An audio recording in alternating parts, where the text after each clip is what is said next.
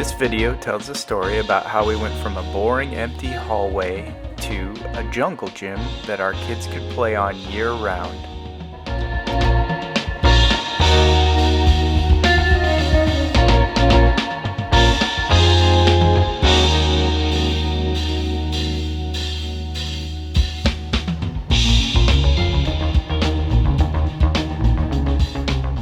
To tell the story about how we went from an empty hallway to a place for wintertime fun, we have to start at the beginning where the idea was conceived. We had a trampoline in our living room that was not really being used for jumping anymore, as you can see. We used it more for climbing on. So we decided that we needed to replace it with something that was actually meant for climbing. Back in December of 2020, we took a trip to visit Petra's grandmother during Christmas, and we had some opportunity in the hotel room to sit and think about different ideas and concepts for a play structure. This was the first concept we came up with. It had net structures. It was sitting over mattresses that we had for the boys in their room. Had some jungle gym bars over the top and climbing wall pieces and just various things for them to climb on. And the thought was that this would go in their bedroom over the mattresses, the king-size mattresses they have on the floor. And then it would just be a place for them to climb on and have fun with. And so I went through and I came up with some different concepts for connection designs, and then, like the true engineer, I actually had to run some calculations and make sure that the member sizes were correct. And this is the finished product. We then decided to model it in Fusion 360 to get a better idea of what it would look like when it was all done. We started with the mattress, and then the upper 2x6s, the frame for the floor,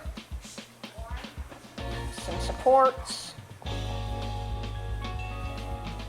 then the connections for the monkey bars, a floor, a wall, then beefing it up, adding more 2x6s, climbing walls, monkey bars, climbing handles, more climbing handles on the walls, and then adding a railing just for safeness. The downside to this design was that it turned out to be quite expensive, and so we looked at methods for maybe reducing cost a little bit.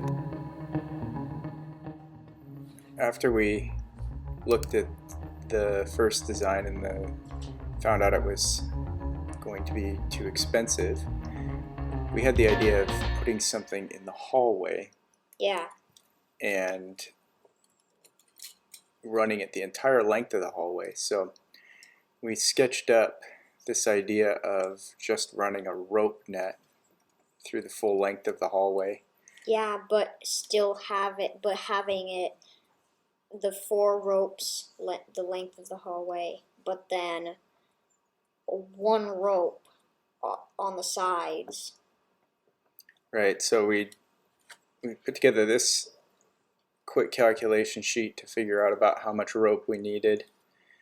I'll put some links in, we'll talk about in the next video the way to tie the knots so that you get a good rope net. And then we looked into the different types of fasteners, so we didn't end up using these kinds of eyelets because they weren't strong enough, so we ended up using just standard eyelets, and then carabiners to connect the ropes to the eyelets. And then we had to figure out what this sag needed to be. We'll talk a little bit about that. And then I put together this sheet here that had all of the costs for the various elements that we have. And this number, this $284, was a lot less than the $600 plus that the other design was going to be. Mm-hmm. But unfortunately that didn't quite turn out to be the case. Yeah. It turned out to be $616. Yeah, or 600, yeah, plus tax. So at the end of the day, it cost almost as much as the one we had designed to be in a room, but we think that this is a lot nicer. Yeah. Um, Yeah, it's and- easier to climb now. yeah, and a lot more fun. Win-win. Win-win, yeah.